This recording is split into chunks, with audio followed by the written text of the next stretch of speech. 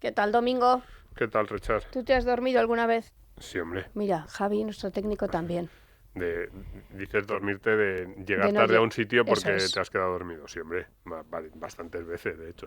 Y yo creo que hay dos formas de dormirse. Una es que directamente estás inconsciente y reaccionas, miras el reloj y dices, ¿pero qué hora es? Y te da el ataque al corazón, como bien dice Javi, por gestos. Y otra es pensar que ya te has levantado y te estás duchando. ¿No te No, pasa a ti eso? eso no. Hombre, no. O sea, pensar que te has levantado y te estás duchando, pero sigues en la cama. Claro, No, eso incluso no. que te estás preparando el desayuno. ¿No os ha pasado eso? No sé. Creo que a nadie, iba a decir a nadie normal le ha pasado eso, si estás en la cama. O sea, una cosa es que digas, ahora me levanto, eso pasa mucho. Ves el despertador y dice 5 minutos y de repente te levantas una hora más tarde. Eso es muy humano. Pero estar en la cama y decir, me estoy duchando cuando estás en la cama, no sé, no había habido a nadie que le pasara. Pues yo no sé. Pues en fin, mi mente me traiciona, me engaña. Será eso. Otra realidad paralela. Llevaba escrito medio libro y me desperté y ya no tenía ni medio libro y encima era tarde.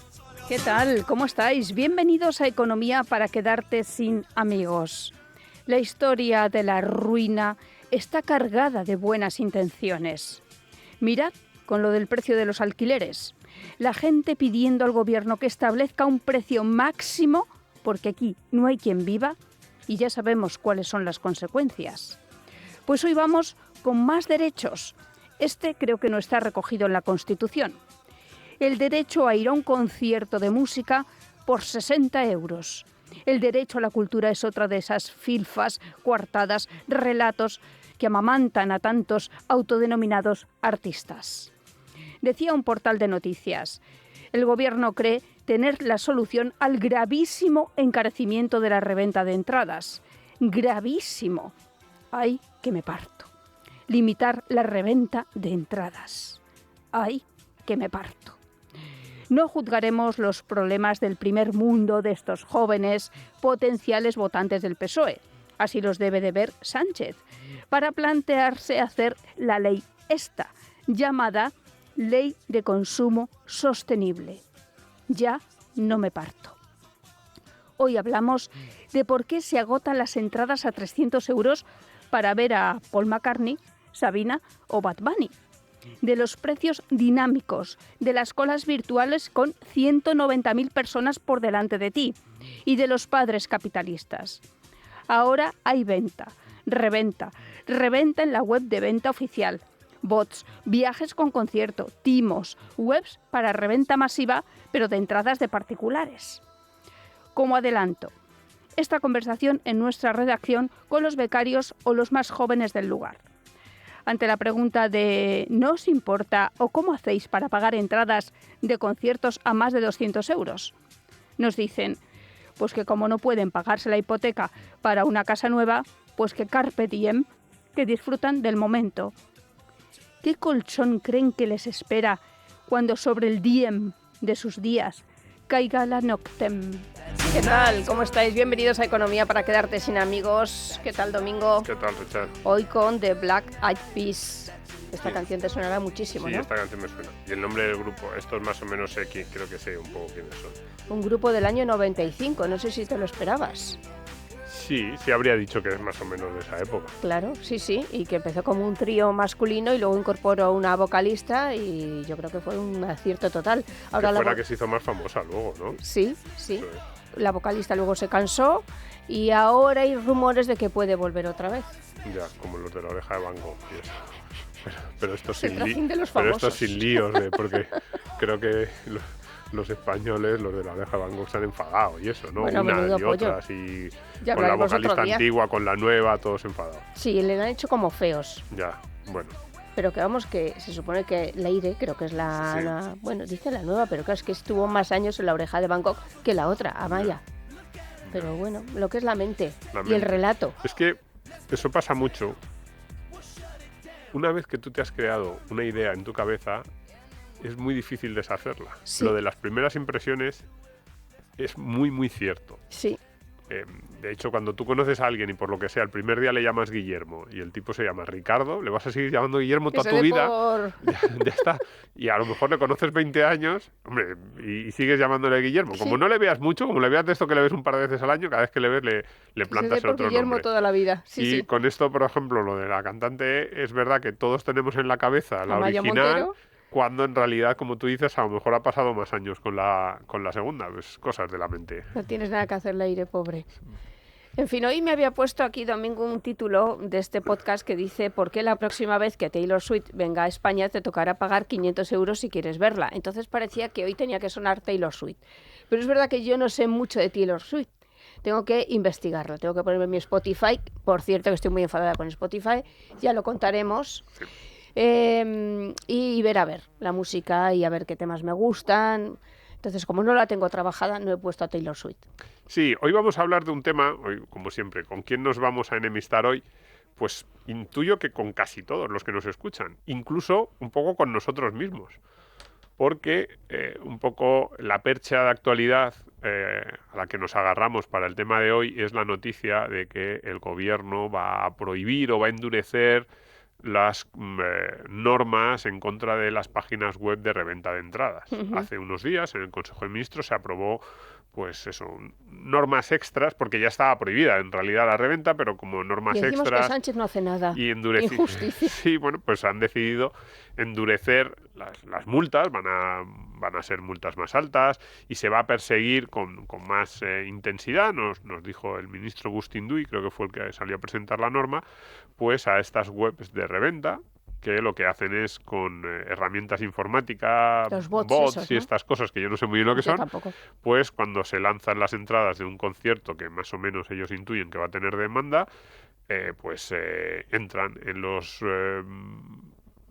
servidores que están vendiendo esas entradas y se hacen con un porcentaje bastante elevado de ellas y luego las revenden en mercado secundario, pues a los pocos días. Las entradas de Taylor Swift que se habían agotado en un par de horas, de repente las puedes encontrar 2 días después a 3, 4 o 5 veces el precio oficial en webs de reventa. Y parece ser que el gobierno ha decidido tomar cartas en el asunto contra estas webs. Y entonces digo, ¿por qué nos vamos a enemistar? Porque alguien dirá, pero bueno, Domingo, no me puedo creer que a vosotros vayáis a defender a estas webs de reventa, incluso el oficio mismo de la reventa. Frente al Estado, cualquier cosa. Y iba a decir, pues fíjate, yo iba a decir que no solo nos voy a defender, sino que yo les odio bastante a los reventas. O sea, hay cosas que... Tú en este caso odias a todo el mundo, ¿no? Sí, no, pero que van más allá de la ideología.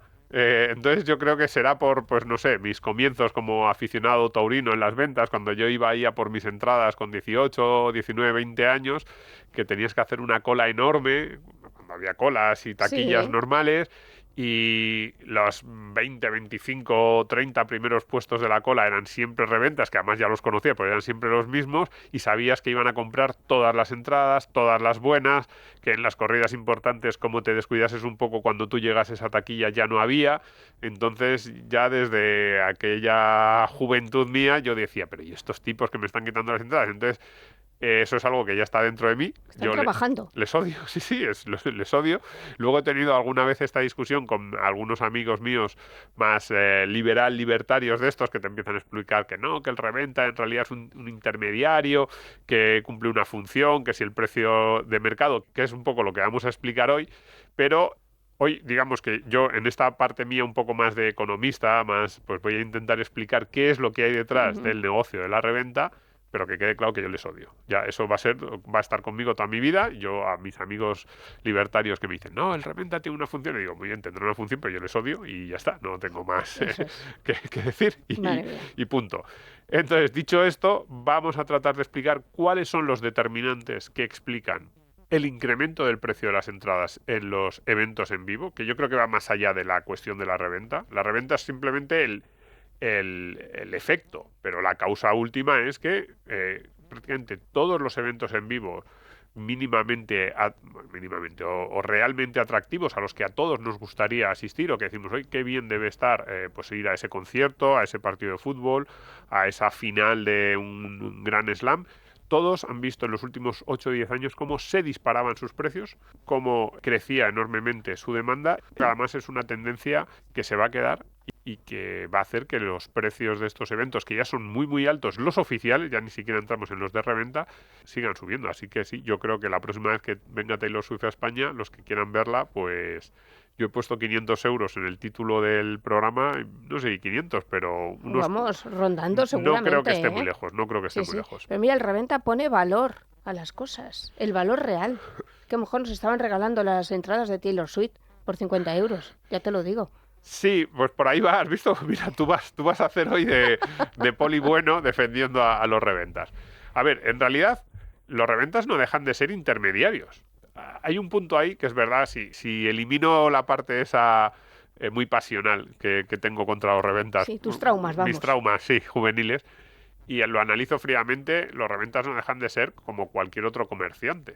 Un intermediario que lo que hace es que percibe que hay un bien muy demandado por determinado parte del público. Adelanta su dinero. Entonces adelanta su dinero con un riesgo y luego busca cuál es ese público que más demanda ese bien y va encontrando a ese público uno a uno y le va entregando ese bien al precio que el público está dispuesto a y pagar. De manera cómoda, Eso sin es. hacer colas. Por eso digo que no deja, es como un comerciante, alguien que tenga una tienda de joyas en una calle de nuestro país. ¿Qué hace? Pues va a los lugares o a las fábricas o a los orfebres que fabrican esas joyas. Él percibe que esas joyas pueden ser muy valoradas y entonces las compra todas, las reúne y le dice al potencial comprador: aquí las tengo, y evidentemente les cobra muchísimo más en su tienda, en una calle céntrica de Madrid, de lo que el orfebre que ha hecho la joya le habría cobrado si hubiera ido yo a su taller, que está en un pequeño pueblo de Cuenca. Pues sí, no es tan diferente si lo miramos así lo que hace el reventa. Es intermediario y alguien dirá, no, pero también es un acaparador.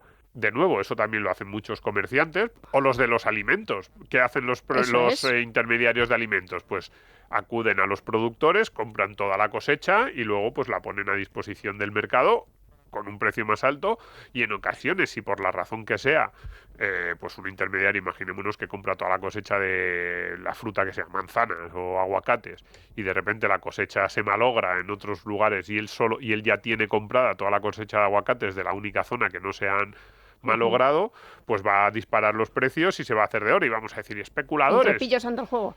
También, un poco por ahí, es verdad que tenía bastante que ver aquello, pero un poco luego se le echa la culpa de, se les llama especuladores, y en realidad lo que han hecho ha sido, uno, como tú decías, adelantar su dinero, comprar esa cosecha, y luego esperar a ver si hay, por la razón que sea, un incremento de la demanda de ese bien que hace que se dispare sus precios y obtener más margen, ¿no?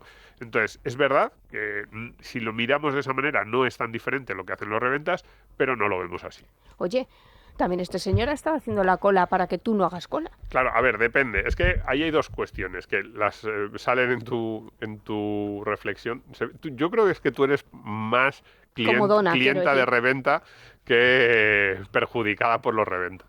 Bien, ahí hay dos cuestiones. Lo primero es que vemos al reventa. ¿Por qué le separamos mucho de esa categoría de comerciante, de intermediario que yo he dicho? Porque lo vemos en realidad como alguien que rompe las reglas.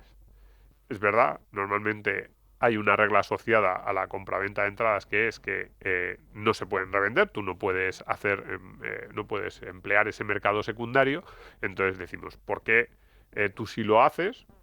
Pues está rompiendo la regla, está rompiendo el pacto implícito, que incluso el contrato, porque se puede decir que hay un contrato entre el artista que vende sus entradas y el comprador, por el cual el artista le dice al comprador, tú no puedes revender mi entrada. Y porque vemos que hay una cierta justicia en la forma en la que se venden las entradas. Esto es muy importante, porque tiene poco componente económico, siempre lo decimos, pero es que el ser humano no es solo economía, el ser humano se maneja por muchos parámetros.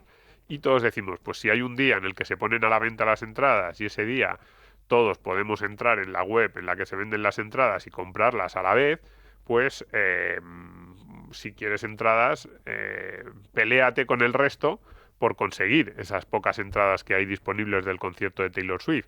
No vayas a la reventa. Entonces, miramos al que va a la reventa como alguien que está haciendo trampas, yendo por la puerta de atrás, cuando en realidad todos tendríamos disponibles la misma regla, que es ir a la taquilla. Esto lo veíamos más claramente cuando había una taquilla física, y entonces veías que lo que hacían era acaparar los primeros puestos porque llegaban los primeros a la cola. Y decías, esto es injusto, ¿por qué hacen esto? Si luego en realidad no se puede... Pero la idea es la misma, la idea es de una cierta injusticia porque están rompiendo con unas reglas que sentimos que son iguales para todos.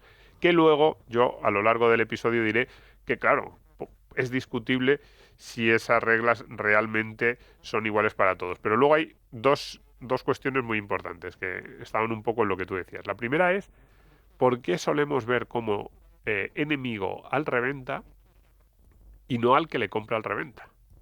Que en realidad es nuestro verdadero enemigo. Esto yo creo que sí que ha salido en el podcast, pero es importante que lo recordemos. Casi siempre, cuando hay un bien que sube mucho de precio, le ejamos la culpa de que ese bien haya subido mucho de precio al comerciante que nos quiere cobrar por algo que sabemos que en otras circunstancias habríamos comprado más barato. Ejemplo más típico es en un aeropuerto vamos a comprarnos una Coca-Cola y nos cobran 5, 7, 10 euros por la Coca-Cola. El bocadillito ese de jamón. O el bocadillito de jamón que encima suele ser bastante malo. Y te clavan un pastizal.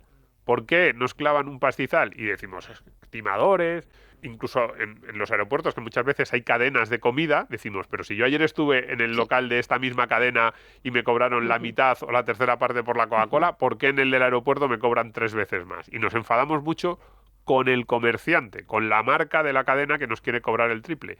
Y estamos equivocados. Sí, claro. Porque la razón por la que ese comerciante nos cobra el triple por la Coca-Cola no es porque el comerciante sea maligno o quiera tener más margen. Quiere tener más margen en la tienda del aeropuerto y en la tienda que está en el centro de la ciudad. Entonces, ¿por qué en la tienda del aeropuerto nos cobra 10 euros por la Coca-Cola cuando en la tienda que tiene en el centro de la ciudad nos cobra 3?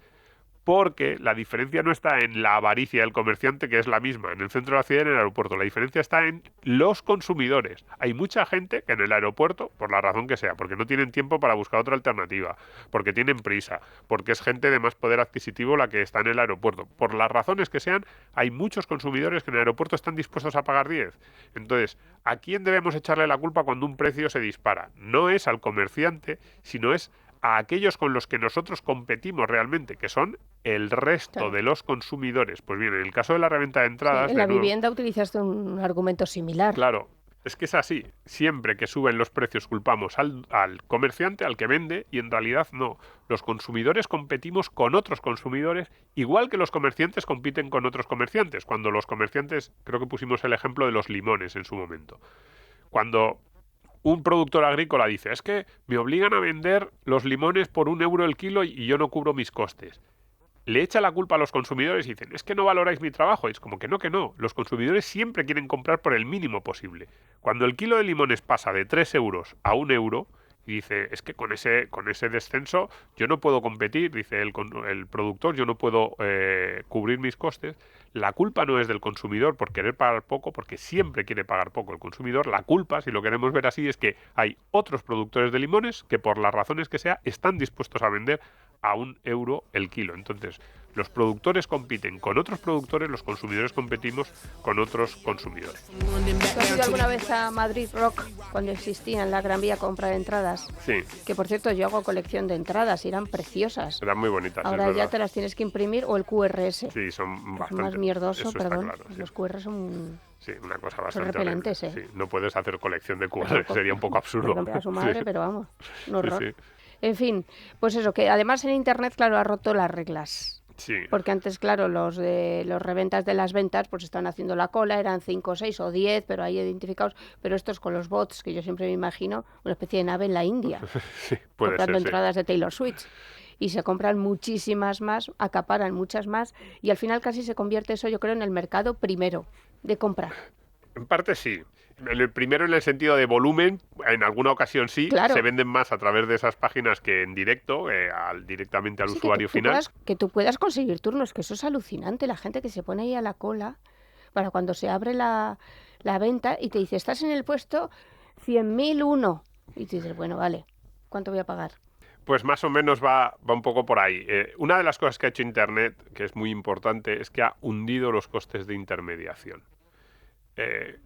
Yo creo que no somos conscientes del cambio que eso supone, porque a lo largo de toda la historia de la humanidad, cuando los economistas nos ponemos así estupendos y decimos, no, los primeros pueblos que hacían trueque, el nacimiento del dinero, si fue a través de deudas, si fue a través de procesos evolutivos del trueque.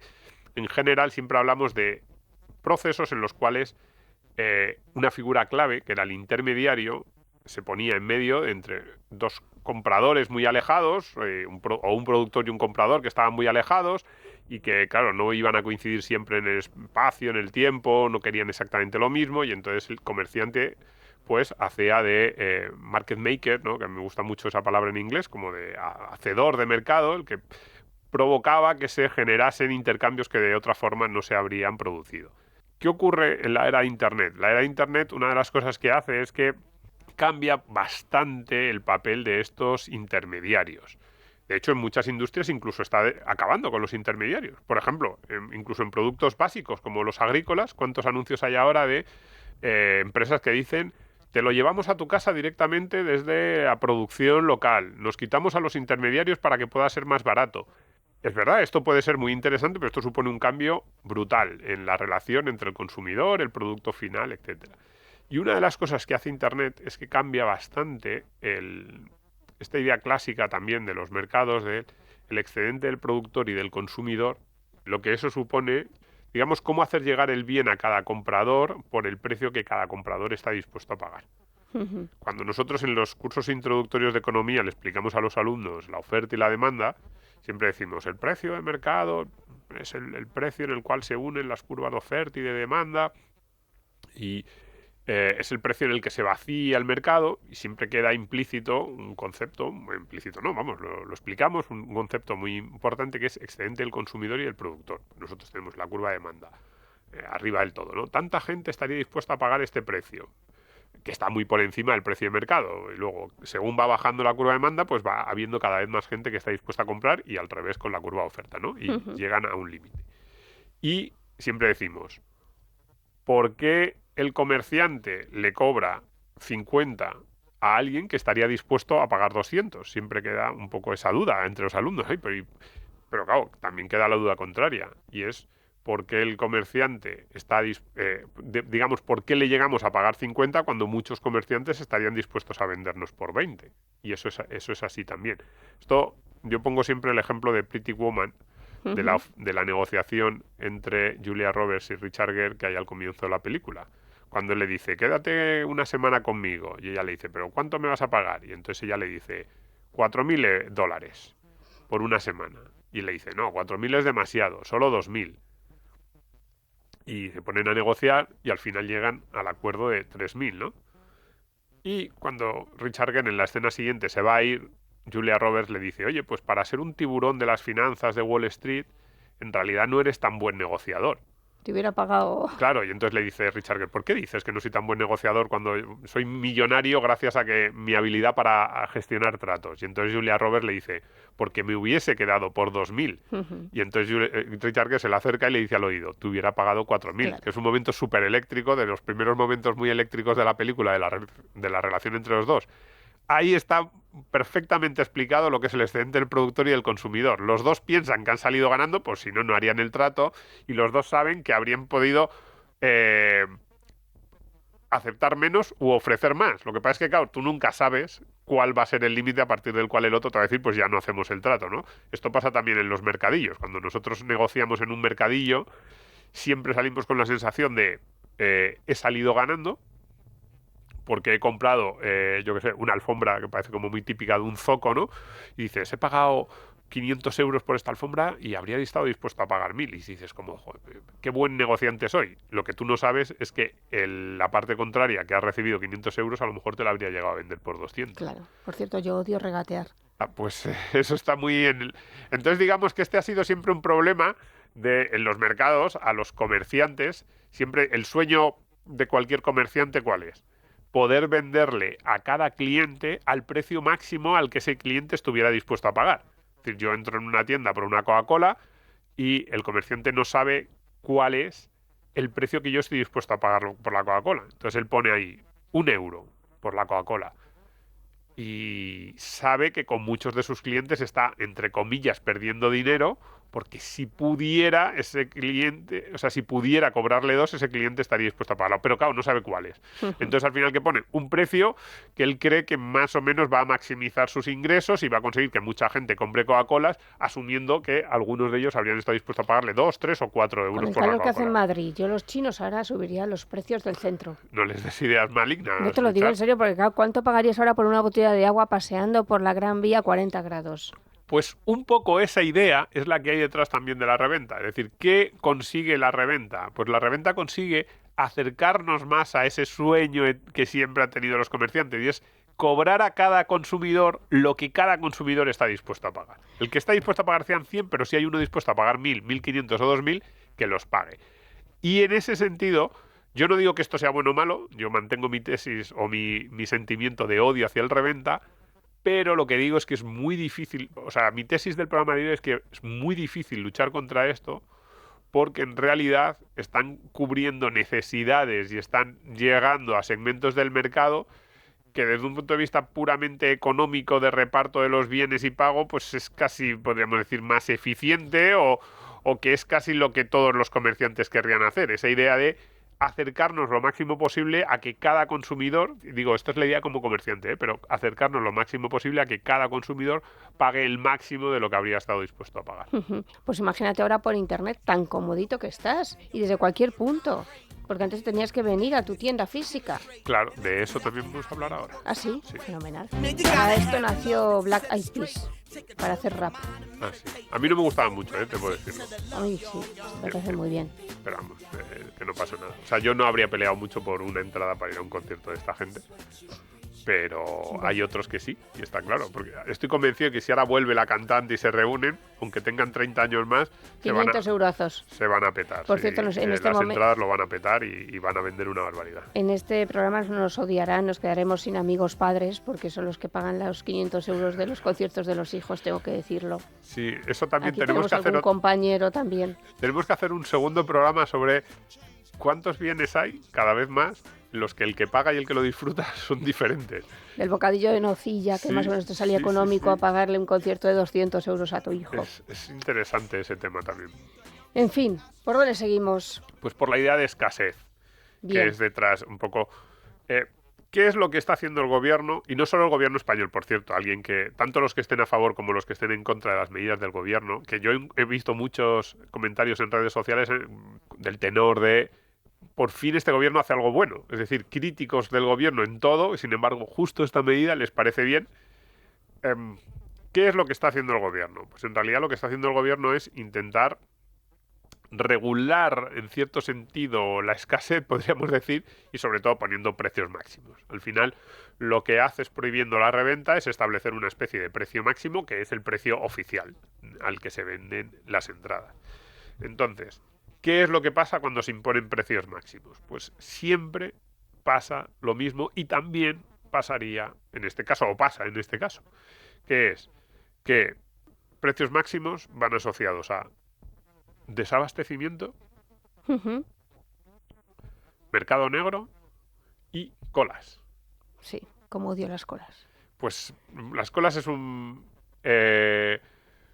reflejo, una prueba de que... De que la gente se cuela. Un indicador, no, en realidad es un indicador de que ahí hay un precio máximo. En muchas ocasiones, sobre todo en las colas relacionadas con los temas comerciales, es de que ahí hay un precio máximo. Es decir, que hay un bien que hay mucha gente que desea al precio al que se está vendiendo y que sabemos que precisamente porque se está vendiendo a un precio más bajo del que la demanda podría soportar, pues se va a acabar rápidamente. Y entonces, ¿qué hacemos? Pues como no podemos pujar por precio, pujamos por tiempo Claro. en cola. Claro. Y eso es, vamos, lo que pasa con las entradas es de manual. Es una prueba clarísima. Pero entonces, una idea muy importante. ¿Sería más justo que se llevaran las entradas los primeros que llevan a la web? Pues bien, lo primero, la idea importante es que esto no acabaría con la escasez, ni acabaría con la idea de que personas seguidoras de Taylor Swift ya no pueden ir al concierto. Porque eso es un poco la injusticia por la que todos odiamos a los reventas, yo sí, desde luego, es porque, claro, yo iba a la plaza de las ventas, llegaba a mi taquilla y de repente habían desaparecido las entradas de las corridas a las que yo quería ir. Y entonces yo me quedaba con la injusticia de yo, que soy un gran aficionado y que me encantaría ir a esta corrida, no puedo ir porque ha habido otros que han acaparado y que se han llevado las entradas antes que yo. Sí, puedes ir pagando más. Claro, entonces la idea es esa. En los dos mundos, en el mundo sin reventa y en el mundo con reventa, hay seguidores de Taylor Swift o hay aficionados a los toros que no pueden ir a ver el espectáculo en vivo que querían ir a ver. La diferencia es cómo se discrimina en un caso y en otro. En un caso se discrimina vía tiempo, en el caso sin reventa el que gana es el que tiene más tiempo para estar en la cola, y en el caso con reventa el que gana es el que tiene más dinero para pagar la entrada. Pero en los dos casos tenemos aficionados a los toros o aficionados a Taylor Swift que no pueden acudir al concierto porque no hay suficientes entradas para todos. Esto es así. Entonces, no pensemos que... Porque esa es una idea que está como muy presente alrededor de este tema, es que si no hubiera reventas, esas pobres chicas que querían ir a ver a Taylor Swift y que se han quedado sin entrada, podrían ir. Como no, esas chicas, a lo mejor algunas de esas sí podrían ir, pero hay otras, las que le han comprado la entrada al reventa, que se quedarían sin ir al concierto de Taylor Swift, que también les apetecía mucho, y les apetecía tanto como que pagaron 500, 600 o 700 euros para ir. Entonces, yo creo que aquí lo que le pasa al gobierno es lo mismo que le pasa, por ejemplo, con el precio de la vivienda, que le parecen que hay precios injustos y bienes de los que tiene que disfrutar la gente porque ellos lo valen. Un poco sí, un poco lo que hay detrás de esto es esa idea de tengo yo más derecho porque soy un aficionado de 18 años pobretón que no tiene dinero para ir a la reventa que el que se puede permitir soltarle 300 euros al reventa por la entrada de Morante. Pues, y la gente además estaría encantada que cogiera a Pedro Sánchez y pagara a Bad Bunny por actuar 6 noches seguidas con nuestro dinero. Pues, a ver, en parte sí, en parte hay eso, pero bueno... y todos aplaudiendo. Pero luego la segunda idea es que poner precios máximos, como ya le hemos dedicado algún programa, remito a los oyentes a que lo escuchen, pondré por ahí el link en la descripción de este mismo programa. Poner precios máximos casi siempre ha sido una mala idea porque no han funcionado en ningún mercado. Y si tú tienes un bien que para ti vale 100, pero que en el mercado hay alguien que está dispuesto a pagar 1000, por mucho que te prohíban revender ese bien, va a ser muy difícil que no lo hagas. Vas a utilizar todo tipo de subterfugios, trucos para lograrlo. Pues hemos escuchado mucho en los últimos días estos trucos de las páginas de estas de vendo un Bolivic y por 300 euros y de regalo una entrada para tal concierto, ¿no?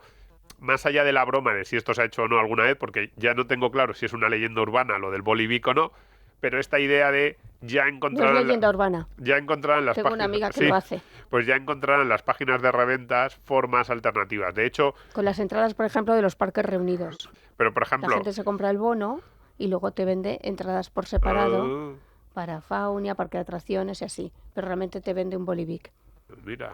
Y se sacan un pastoncillo. Pues fíjate, en Sataka hacían una noticia sobre la prohibición del gobierno para estas páginas web de reventa y a mí me ha gustado bastante la noticia porque describían no solo la norma que ha aprobado el gobierno español, sino normas similares que hay aprobadas en Francia, en Reino Unido, que no son muy diferentes. De hecho, la de Francia es todavía más estricta y el redactor lo que venía a decir es que tampoco en estos países se ha acabado con la reventa. Que de hecho en algunos casos incluso se ha empeorado la situación porque como pasa con los precios máximos, ¿qué ocurre cuando pones un precio máximo? Hemos dicho antes, desabastecimiento, colas para obtenerlo y mercado negro. Entonces, estas páginas web de reventa de entradas que hasta ahora funcionaban en una especie de alegalidad, no era muy legal lo que hacían, pero bueno, más o menos estaba permitido. ¿Qué estás haciendo? No vas a evitar que surjan esos revendedores porque el beneficio es muy jugoso, el premio es muy jugoso como para renunciar a él, pero las vas a mandar todavía más al mercado negro, con lo cual el que compre va a tener menos... ¿Qué pasa en el mercado negro? Pues que sí, algunas de esas ventas de entradas que se harán sí serán reales, otras serán ficticias, habrá mucho timo, empezará a surgir las dudas del comprador de ¿me puedo fiar o no fiar? Porque ahora más o menos esas webs son relativamente ilegales, pero sabes que están ahí, que son de fiar. Es verdad, esto suena un poco raro, pero están identificadas.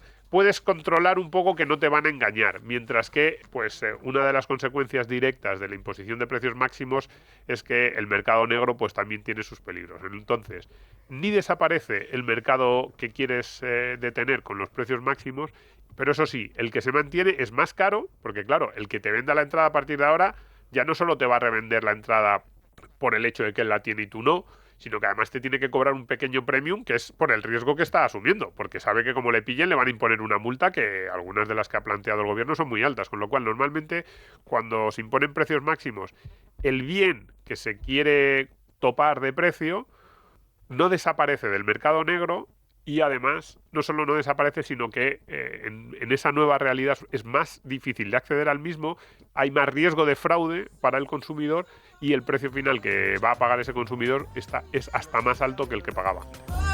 Soy J Balvin, Bien. que también vende un montón de entradas, Un saludo. pero la canción original me gustaba más. Sí. En fin, ¿tú crees que ponen a la venta entradas para un meeting de Sánchez con telonera María Jesús Montero y habría reventa? No, los partidos políticos nunca han cobrado por ir a sus mítines, intuyo que porque entienden que mucha demanda no iba a haber. Bien, seguimos con esto de las entradas. Yo creo que Domingo y yo lo hemos hablado. Es verdad cuando se dice, es que ahora los jóvenes tienen más problemas, ahora se vive peor que antes. A ver, antes nunca hemos pagado más de 60 euros por una entrada de un concierto. Y yo creo que eso también, lo del precio, que es una señal envuelto en un incentivo, ¿no? Muy bien, Richard. ¿Has muy visto? bien, eso es. Bueno, pues eso también nos da un poco, nos dice cómo se vive ahora. Nosotros el otro día en la redacción, yo le decía a uno de los jóvenes que trabajan con nosotros, de los más jóvenes, ¿y cómo sois capaces de pagar 250 euros por ver? No sé quién era. Digo, y luego, claro, os quejáis de que no podéis acceder a una vivienda, que dice, mira, como no puedo comprarme una vivienda, pues disfruto y bebo el día a día. Digo, ya, pero tus padres a lo mejor o tus abuelos tampoco podían comprarse una vivienda, pero esos 250 los ahorraban para poder comprarse una vivienda. Sí, a ver, ahí hay dos visiones. La primera es que claramente en los últimos años se ha disparado la demanda y Porque la... alguien lo está pagando, claro. Sí, pero hay dos cuestiones. Uno, demanda local, vamos a hablar de demanda local y demanda global. Vale. Entonces, en la demanda local, que es la que tú dices, es decir, las mismas personas que antes hubieran podido ir a un concierto, ahora están dispuestas a pagar mucho más que antes.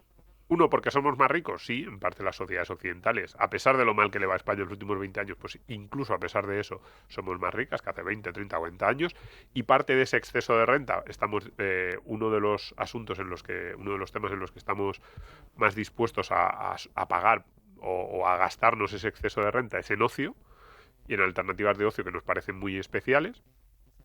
Y, bueno, en general esto también puede tener que ver con modas. Hay cosas por las que nuestros abuelos pagaban mucho que ahora pues nos parecen absurdas y no estamos dispuestos a pagar, y cosas que nuestros abuelos no valoraban mucho y que ahora sí. Y claramente en los últimos años este tipo de eventos como muy especiales o con una sensación de que el que acude a ellos está teniendo un momento mágico, diferente, que puedes contar. Yo creo que también las redes sociales han empujado mucho este fenómeno, porque ya no es solo que tú disfrutes del concierto, sino que se lo puedes contar a todo el mundo, poner una foto y entonces todo el mundo te envidia. Yo creo que esto tiene bastante importancia en lo que es demanda global. Es decir, en cada ciudad, antes en Madrid había un concierto y los madrileños que podíamos acudir a ese concierto, pues estábamos dispuestos a pagar hasta un precio determinado. A ver, ¿cuántos hippies se colaron en Woodstock?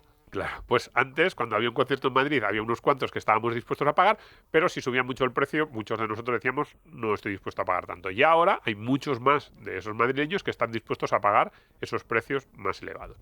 Pero junto a eso, que evidentemente antes hablábamos de escasez, la escasez la determinan oferta y demanda. Entonces, oferta... Normalmente cuando decimos, ¿por qué sube mucho el precio de algo? Sube mucho o porque cae la oferta, pues pondríamos antes el ejemplo de la fruta, ¿no? Si mañana el 90% de las cosechas de aguacate del mundo se echan a perder porque hay un temporal, hay un problema climático, el que sea, pues va a subir mucho el precio del aguacate. ¿Por qué?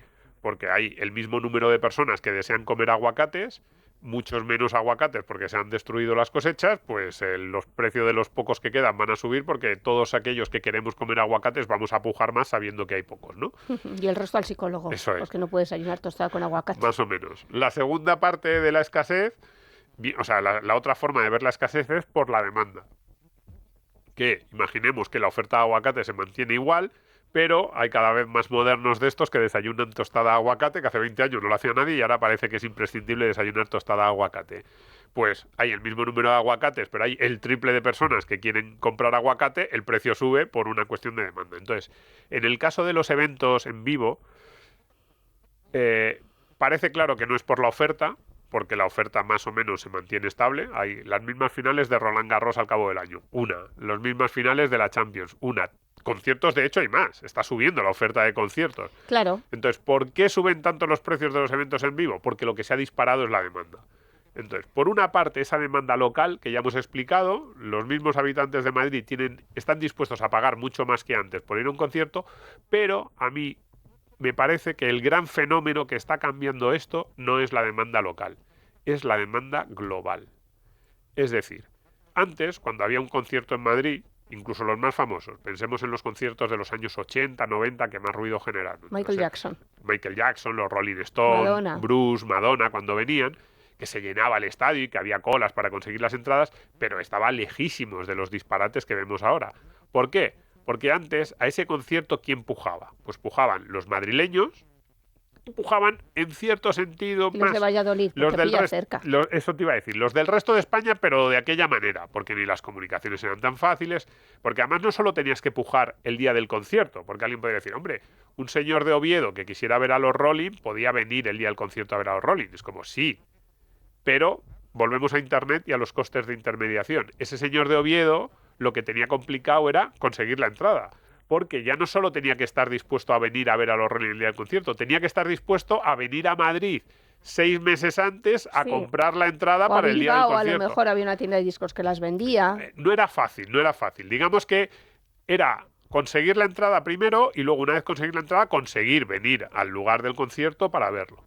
Mientras que ahora, y en esto en parte tiene la culpa entre comillas, Internet, la demanda para acudir a estos eventos únicos es global. Cualquier persona desde cualquier parte del mundo puede intentar comprar la entrada y una vez que tiene la entrada, planificarse el viaje para acudir el día del concierto, del partido de fútbol, es bastante más sencillo. Y para los ricos de todo el mundo, esta imagen que tú decías antes de un redactor de Libertad Digital que decía, pues con un sueldo no muy alto, que... Como no me voy a poder comprar una pues eso, casa, pues lo disfruto. un sueldo de periodista español, que ya decimos nosotros que no va a ser muy alto, pues con ese sueldo pues dice, pues estoy dispuesto a pagar 200 o 250 euros por una entrada para ir a un festival o a un concierto, ¿no? Pues esa imagen, ahora miremosla en términos casi planetarios. Personas de renta alta de cualquier país del mundo están dispuestos a pagar por ir a un concierto que les llame la atención, a un partido que les llame la atención. Y claro, esto hace que cuando decimos antes escasez, oferta o demanda, claro, desde el punto de vista de la demanda esto es brutal lo que supone. Porque tú dices, el partido del Madrid-Barça solo hay uno cada año. En Madrid, hay otro en Barcelona. Pues los sitios que hay están más o menos tasados. 75, 80.000 asientos que hay en el Bernabéu y los 80, no sé cuántos se va a quedar el nuevo Camp Nou una vez que acaben las obras de reforma, ¿no? Entonces tú dices, si... Y no hay más. O sea, el que quiere verlo en vivo ya sabe que hay un límite físico. No pueden repetirlo además. Entonces, ¿qué pasa? Que esto es un problema casi irresoluble. Lo que yo no entiendo es por qué no nos dedicamos a montar espacios para dar conciertos y los cantantes tocan millones de veces, porque es verdad que ya su negocio no está en la venta de discos. Es así, pero fíjate... ¿Por pero qué ahí, Bad Bunny en vez de 6 no da 26? Sí, pero ahí, por ejemplo, podrías resolver relativamente lo de los conciertos, con un matiz, y es que, en parte, los conciertos se llenan y son tan caros porque son exclusivos. Si Bad Bunny hiciera 200 conciertos, a lo mejor no llenaba ninguno de los 200. Y la suma de gente que iba... Esto puede parecer contraintuitivo. Gana más así. Sí, pero cuidado, porque la suma de gente que iría a verle a los 200 conciertos a lo mejor es menor que la suma de gente que va a verle a 10. Y dices, ¿cómo va a haber menos gente en 200 que en 10? Porque si solo haces 10, la sensación que creas es de exclusividad, de escasez, de solo si vienes a uno de estos 10 podrás ver a Bad Bunny. Mientras que si haces 200, mucha gente dirá, bueno, pues entonces qué gracia tiene, o voy a ser uno más, o esto cualquiera puede ir a verle. Y entonces de repente buena parte del impulso que te lleva a comprar Bad Bunny desaparece porque ya no eres exclusivo, Claro. por haber ido. Pero y fíjate que esto puede tener su aquel en el caso de los conciertos, pero por ejemplo en el caso de los eventos deportivos. Yo el otro día, hablando con otro compañero en Libertad Digital, me decía que él ha dejado de ir al Bernabéu, que ya va mucho menos que antes. Y le dije, ¿por qué? Y dice, pues mira, una de las cosas que me ocurrió fue que estaba en un Madrid-Barça y de repente metió un gol el Barça y se levantaron 20 o 25 a mi alrededor. Y me decía, y no te creas que me molestó por el hecho de que fueran del Barça o por el... Me decía, "Jo", dice, porque es que ninguno era un aficionado del Barça clásico, no te pienses que era un señor de el barrio de Sarriá, pero lo que él decía es que los que estábamos allí no éramos ni seguidores del Madrid ni del Barça, que no sabían la historia del Madrid, que no sabían la historia del Barça, que no sabían cuáles eran los determinantes de la rivalidad ¿Y a ti qué más te Madrid-Barça. da? Yo creo que eso sí que es importante, ¿eh? Que parte del disfrute de ver un espectáculo así es el ambiente, la sensación.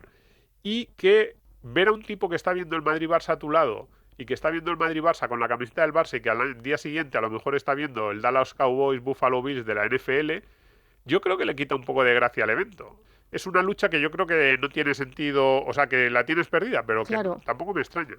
Mira, otra cosa que no sé si tiene que ver con esto o no. ¿Tú has visto que hay una cosa que se llama Speedy Pass, por ejemplo, en los parques acuáticos? Bueno, tú no vas a parque acuático.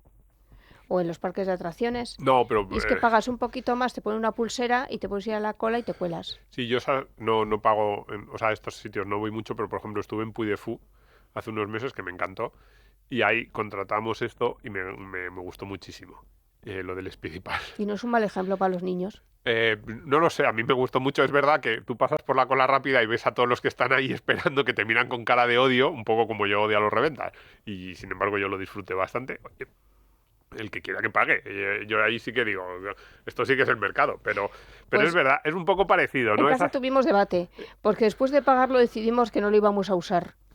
Pues eso sí que me parece Porque era un bastante mal absurdo. ejemplo y entonces no lo usamos.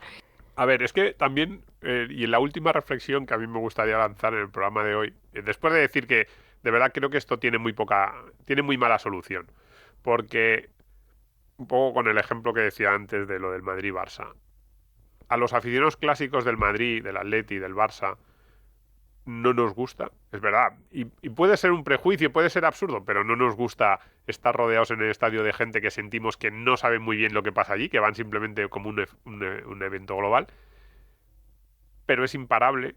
Y luego hay un segundo factor, y es que a todos nos gusta ser ese que va al evento especial como extranjero, como al margen, aunque no se entere de lo que pasa allí. Es decir, cuando yo estoy en el Bernabéu o estoy en el Metropolitano viendo el partido y todos los de mi alrededor son gente que es que notas que no... Yo he llegado a ver a uno que iba con la camiseta del Madrid y la gorra del Atleti, que era como, pero qué cosa más absurda. Pero el tipo estaba allí feliz. Disfrutando de la vida. Disfrutando de la vida. Entonces una Y además cosa... lo ha pagado. Pero sí, pero tú dices, esto no... O sea, es como que dices, no, vete de aquí, déjame... Pero tú no has ido a Nueva York y no te has ido a ver un partido de la NBA. Ahí voy. Cuando nosotros estamos en nuestra ciudad y invaden el evento, que para nosotros siempre ha sido especial porque tiene esa rivalidad deportiva, no nos gusta, pero luego cuando nosotros decimos, pues me voy de luna de miel y para hacer algo especial en mi luna de miel he cogido unas entradas para ir a ver las 500 millas de Indianápolis.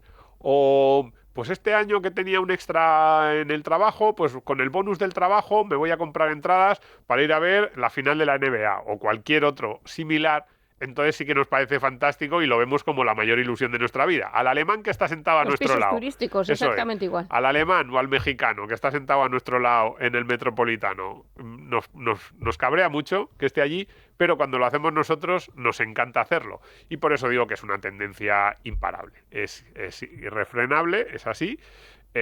Vamos a tener que asumirlo. Este tipo de eventos que eran muy especiales en parte porque el público que había era muy consciente de lo que estaba viendo, de la historia, en parte por eso nos gustaban. Yo creo que van a perder en cierto sentido esa magia especial y ganarán pues que tendremos todos acceso, serán más caros. Yo creo que y más caros no solo por la reventa, o sea, hoy en el programa hemos hablado de dos fenómenos. Por una parte, esa reventa, ¿Cómo funciona? Sí. los determinantes que la explican cómo funciona, pero las entradas, el precio oficial de las entradas va a ir subiendo, porque los clubes o los cantantes o los organizadores de estos torneos no son idiotas. Claro, si yo soy el organizador de Wimbledon, de Roland Garros o el presidente del Madrid o del Barça y veo que en las webs de reventa de entradas lo que yo he vendido por 100 se está revendiendo a 1000, pues el año que viene a lo mejor no lo pongo a 1000, pero en vez de a 100 voy a poner las entradas a 200, porque estoy viendo que hay demanda y ¿por qué voy a dejar yo de ganar ese margen y que se lo lleve el reventa? Van a empezar a cobrar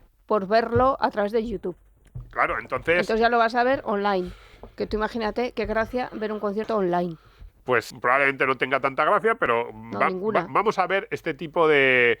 O sea, que este fenómeno está aquí para quedarse, porque ya digo, es una demanda global. Y los ricos de todo el mundo, que esto yo creo que también nos molesta mucho, esa idea de yo llevo siendo socio del Madrid 40 años y ahora el precio del abono del Madrid me cuesta 3 veces más que hace unos años porque los ricos mexicanos o los ricos alemanes están dispuestos a pagar un pastizal, o los ricos árabes o rusos, antes también venían mucho, vamos, en el Bernabéu, en los partidos importantes, es una barbaridad la de extranjeros que se ven, y extranjeros de clase muy alta que vienen al partido, vienen a más viajes de avión, hotel, no sé qué, y entrada para ver al Madrid. Es espectacular el cambio que ha habido en los últimos 10 años, porque hace 15 o 20 años ¿Qué hay pasta, Domingo? era relativamente fácil encontrar aquí entradas para algunos de estos eventos únicos, y ya no. Y entonces es verdad que como locales nos molesta mucho esa invasión, y decimos, llevo toda la vida disfrutando de estos eventos, yo soy un aficionado de toda la vida, yo conozco, pues lo que decía antes, la historia, todo lo que rodea a este evento,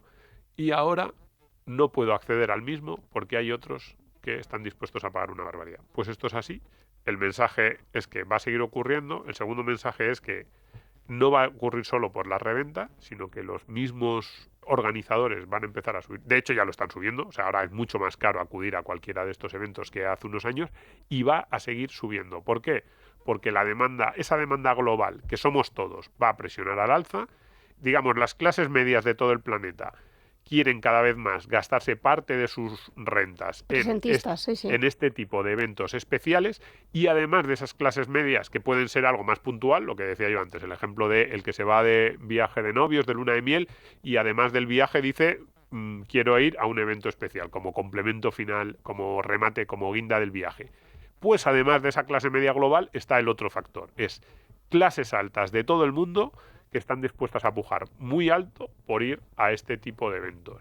Lo siento mucho, esto es lo que hay. Es verdad, al que diga, pues es una pena, vamos a perder un poco la esencia de lo que eran esos eventos, pues quizás sí, pero lo vamos a ver. De hecho, mi apuesta es que esto va a ser algo que va a crecer todavía más en los próximos años, y que dentro de 10 o 12 años a lo mejor vemos un Madrid-Barça en la que solo un 25 o un 30% de los que están allí reunidos son de Madrid o de Barcelona, y el resto son pues de otro sitio. Animarán menos y habrá alguno con la camiseta del Madrid y la gorra del Barça, pues sí, ¿qué se le va a hacer? Es lo que pasa. Entonces, ¿Sánchez o reventas? Elige. Pues no sé, vamos a pensarlo. Nos vamos. ¿Os ha dudado Sánchez o reventas? Es que me quedan bastante mal los dos. Yo qué sé, no lo sé, voy a pensar. Que gracias a un reventa seguramente has ido a ver alguna corrida de toros que te ha gustado. No, yo no he comprado en reventa en la vida. No, por principios. Fíjate, en los toros... Nosotros con el Speedy Pass, por principios. En los toros hay otro fenómeno que es aún más curioso, pero eso es como muy taurino. Yo no lo he visto en ningún otro lugar, que son los reventas oficiales. En las cercanías de las ventas, ahora ya no hay tantas. Antes... Con solera. No. Eran unas casetas que se llamaban las casetas del 20%. Anda. Y entonces eso estaba legalizado, y vamos, todo el mundo sabía que estaba ahí, la policía también, y o sea, eso era legal. Y eran como unos revendedores especiales que le compraban a la plaza packs de entradas y luego las vendían, eso sí, con un límite, y era un 20% más del precio en taquilla. Porque el 10% lo mismo iba también para las ventas. ¿Hacías reventa de sus propias entradas? Nunca he sabido cómo funcionaba o qué tenías que hacer para ser reventa del 20%. De hecho, ni siquiera sé si ahora mismo siguen funcionando los reventas del 20%. Porque ahora ya soy abonado de las ventas, pero cuando compraba entradas sueltas, hace 20 años o 25 ya, desde entonces soy abonado, era muy habitual lo del 20%, y al 20% sí que he ido alguna vez a comprar entradas.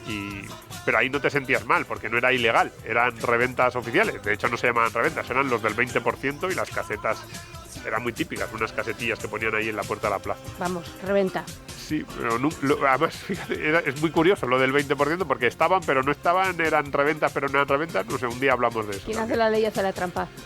Bueno, en este caso no era trampa, era simplemente reventa legalizada, no sé cómo llamarlo. Truco, ¿no? Truco, trato. Pues nada, que muchas gracias a todos por estar ahí. Un abrazo enorme a repartir.